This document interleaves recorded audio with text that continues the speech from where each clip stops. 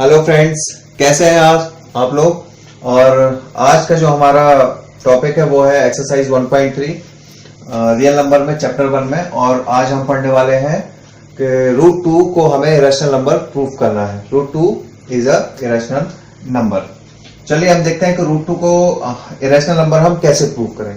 तो यहाँ पर मैं आपको एक चीज बताना चाहूंगा कि रूट 2 जब इस मेथड में हम रूट 2 को कैसे या किसी रेशनल नंबर को इरेशनल नंबर या रेशनल नंबर को रेशनल नंबर कैसे प्रूव करते हैं।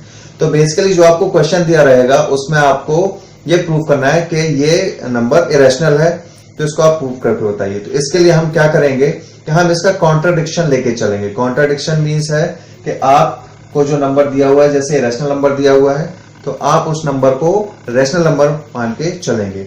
तो जब हम उस चीज को रेशनल नंबर मानेंगे तो मुझे प्रूव भी करना पड़ेगा कि ये नंबर रेशनल नंबर है या नहीं है। तो मैं क्या करूंगा, उस नंबर को रेशनल नंबर मानूंगा। मान लीजिए मैंने माना root 2 is a rational number है, तो रूट 2 को रेशनल मानने पे मैं जो आपकी मैथमेटिकल हाइपोथेसिस या मैथमेटिकल एल्गोरिथम होती है वो हम यहाँ पर अप्लाई करेंगे।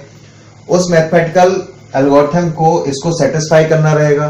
तो अगर ये मैथमेटिकल एल्गोरिथम को सेटिस्फाई करता है फिर हम आगे उसके चलते हैं। तो यहाँ पर अगर किसी कंडीशन में ऐसा आता है, ऐसी कंडीशन आती है कि आप इस मैथमेटिकल एल्गोरिथम को प्रूफ नहीं कर पाते हैं, या ये प्रूफ जो हमने कंडीशन मानी है वो आपके मैथमेटिकल कंडीशन से मेल नहीं खाता है, यानी कि क्या हो रहा है, वो इस चीज को सेटिस्फाई नहीं कर रहा है। तो यहां पर हम क्या बोलेंगे कि ये जो कंडीशन अकर हुई है, यानी कि हमने इसको रेशनल नंबर माना है और ये रेशनल नंबर नहीं है, तो हम वहां क्या बोलेंगे कि ये कंडीशन इसलिए आई है क्योंकि हमने इसको, जो हमने एज्यूम्पशन लिया है वो हमने गलत लिया है। तो उस एज्यूम्पशन की वजह से ही हमारा जो नंबर है वो क्या हो रहा है, सेटिस्फाई नहीं कर रहा है। तो इसलिए हम इसको ऐसे प्रूव करेंगे। तो यहां पर जो मेथड होगा वो, ये मेथड जो कहलाता है वो कहलाता है method of contradiction.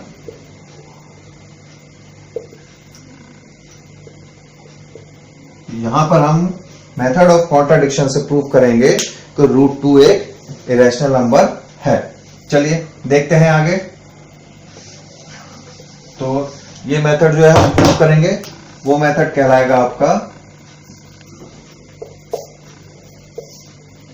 Method of contradiction.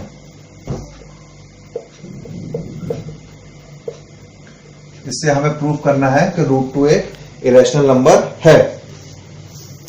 तो सबसे पहले हम मानते हैं let root 2 is a rational number. ठीक है, तो हमने क्या मान लिया, रूट 2 एक रेशनल नंबर है। अब हम जानते हैं कि जो रेशनल नंबर होते हैं वो किस फॉर्म में होते हैं, पी वाई क्यू के फॉर्म में होते हैं। यानी कि हम रूट 2 को पी वाई क्यू के फॉर्म में लिख सकते हैं।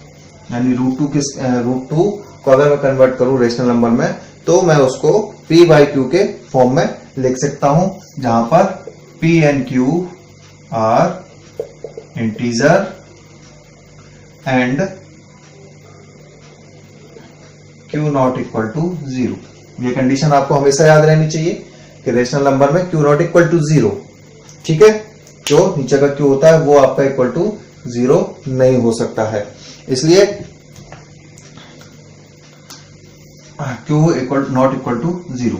देन अब हम आते हैं कि जो हमने रेशनल नंबर माना है पी एंड क्यू, देन यहां पर ये जो रेशनल नंबर है यहां पर आपके कुछ कॉमन फैक्टर होंगे। तो late there be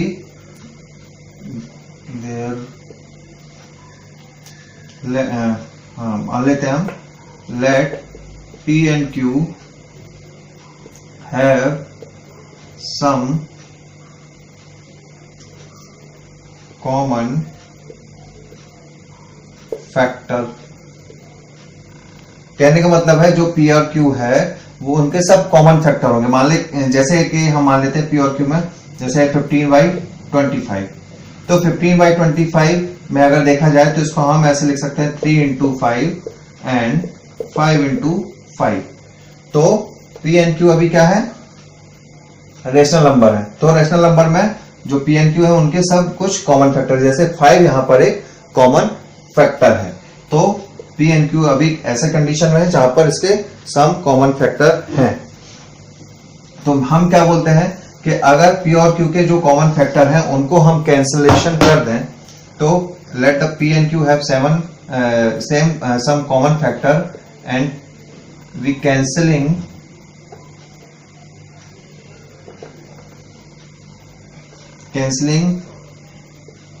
them we get value a by v।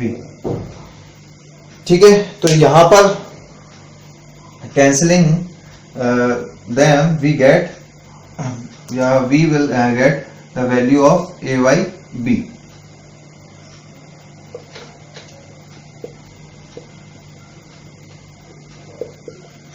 इसका कहने का मतलब यह है कि पी वाई क्यू यानी √2 को हमने माना, तो √2 equal to P by Q, यानी कि एक ये रेशनल नंबर है और जो पी वाई क्यू जो रेशनल नंबर है उसके कुछ कॉमन फैक्टर है।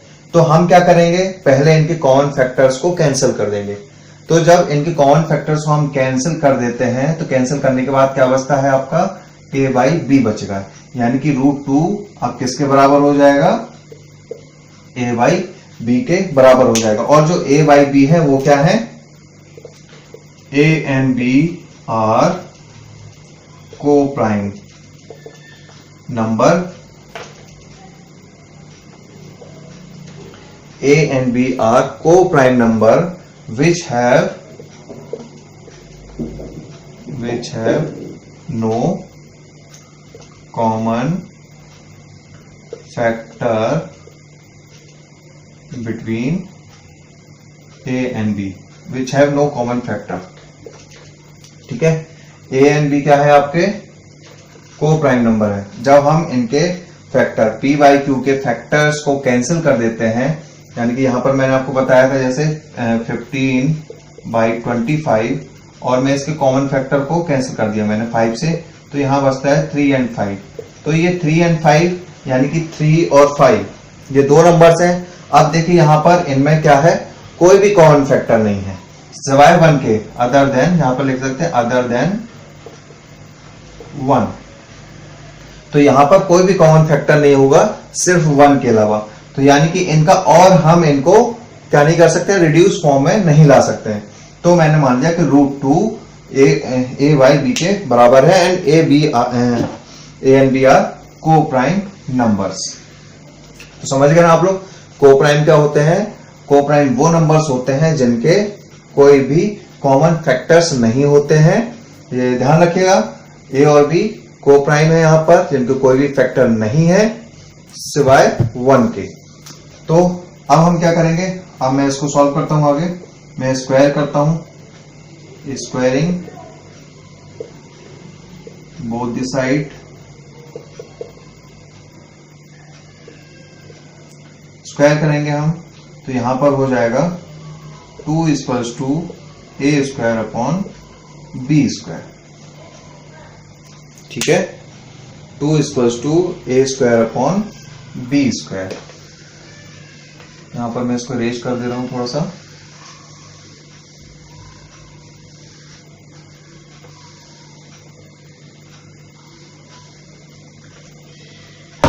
a square upon b square, तो यहां पर ये हो जाएगा,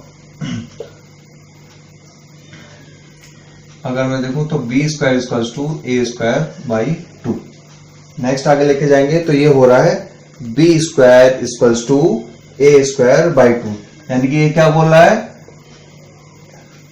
2 डिवाइड्स a स्क्वायर। तो यहां पर हमारी क्या कंडीशन आ रही है, जब मैं इसको स्क्वायर करके आगे बढ़ाया तो यहां पे आ रही है b square equals to a square by 2, यानी कि ये 2 जो है वो क्या कर रहा है, ए स्क्वायर को डिवाइड कर रहा है। देख रहे हैं ना, ए स्क्वायर डिवाइडेड बाई 2, यानी कि ए स्क्वायर जो है वो 2 से डिवाइड हो रहा है।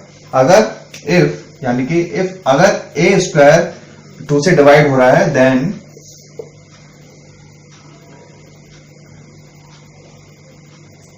then 2 divides a, ध्यान रखिएगा, अच्छे से ध्यान रखिएगा। अगर यहाँ पर कंडीशन आ रही है 2 equals to A square upon B square, मैं आगे फर्दर लेके जाता हूं, B square equals to A square by 2, यानी कि ए स्क्वायर 2 से डिवाइड हो रहा है।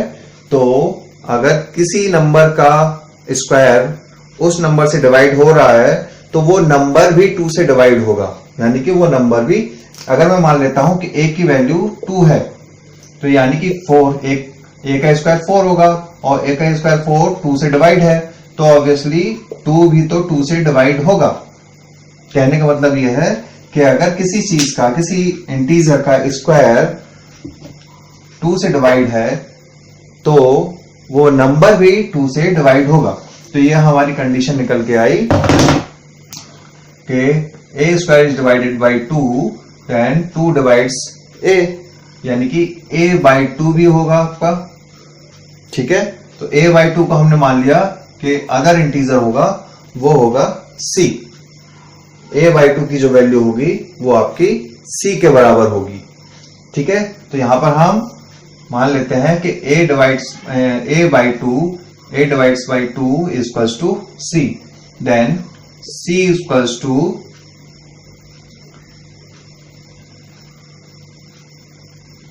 then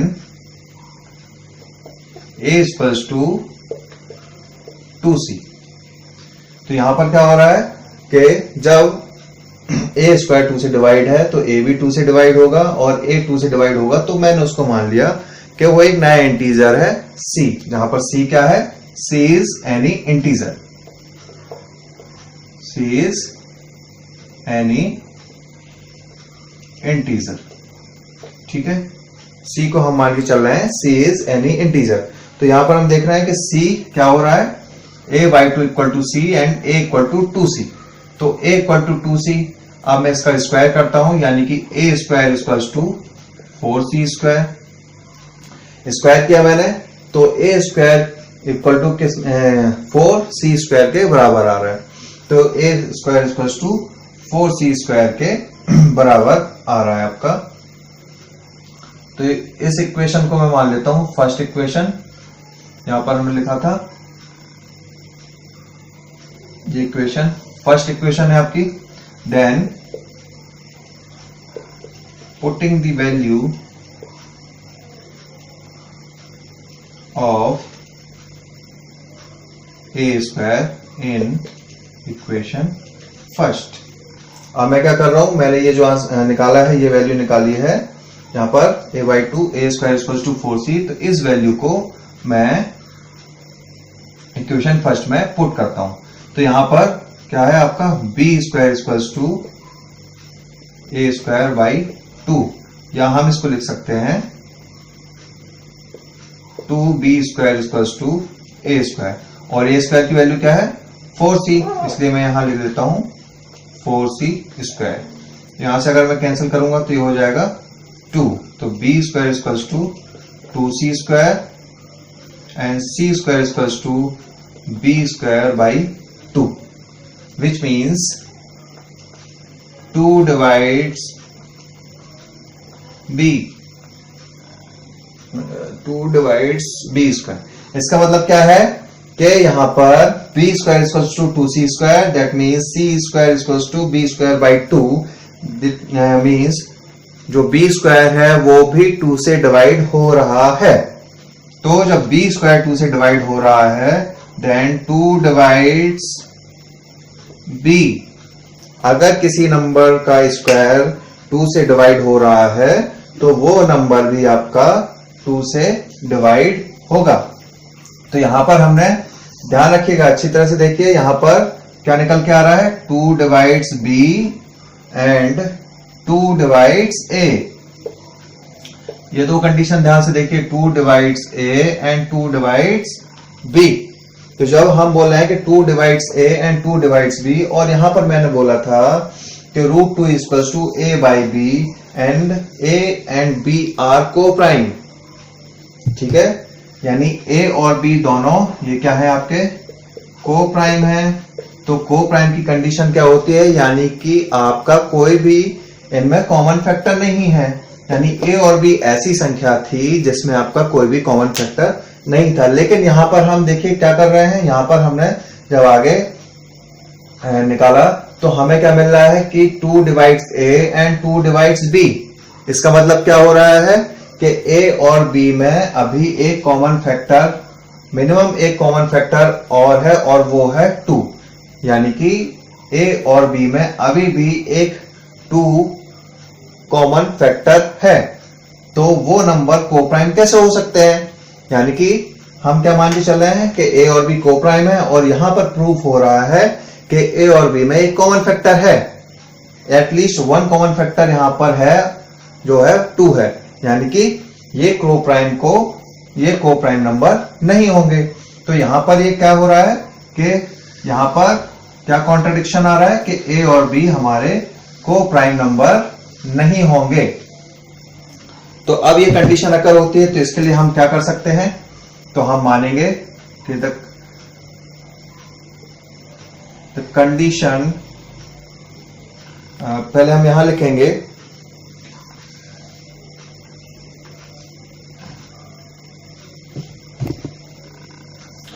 A and B have at least one common factor, at least one common factor 2, and this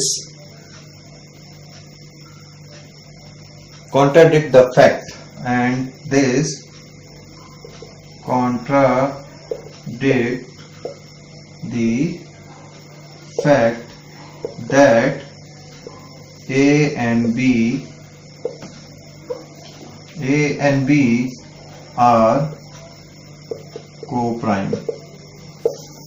तो यहां पर हमने क्या प्रूफ कर दिया कि A और B क्या कर रहे हैं, फैक्ट, जो आपके फैक्ट हमने माना था कि वो को-प्राइम है, उस फैक्ट को कॉन्ट्राडिक्ट कर रहे हैं। तो यहां पर हम लिख सकते हैं the contradiction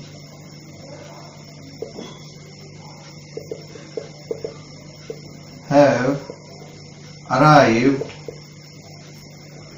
due to wrong assumption that root 2 is a rational number। तो यहां पर हम क्या बता रहे हैं कि जो कॉन्ट्रडिक्शन आया था वो किस वजह से आया था कि जो हमने रॉन्ग एज्यूम्पशन ली थी। तो हमने रॉन्ग एज्यूम्पशन क्या ली थी कि that is root two is a rational number. तो ये क्या है, कॉन्ट्रडिक्शन है। तो यहां पर हम प्रूव कर सकते हैं कि root 2, so that root 2 is a irrational number. तो यहां पर ये हमने प्रूव कर दिया कि root 2 is a irrational number.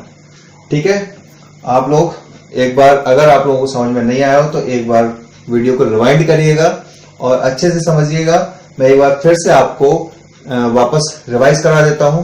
सबसे पहले हमने क्या माना था, root 2 is a rational number. Root 2 rational number है तो रूट 2 इक्वल टू होता है पी बाई क्यू के बराबर। तो रूट 2 हमारा पी बाई क्यू, क्योंकि पी बाई क्यू एक रेशनल नंबर होता है। और यहां पर हमने माना था जो पी एंड क्यू है वो उनमें बहुत सारे कॉमन फैक्टर्स हैं। तो उन कॉमन फैक्टर्स को कैंसिल करने के बाद जो वैल्यू बचती है वो बचती है आपकी ए बाई बी।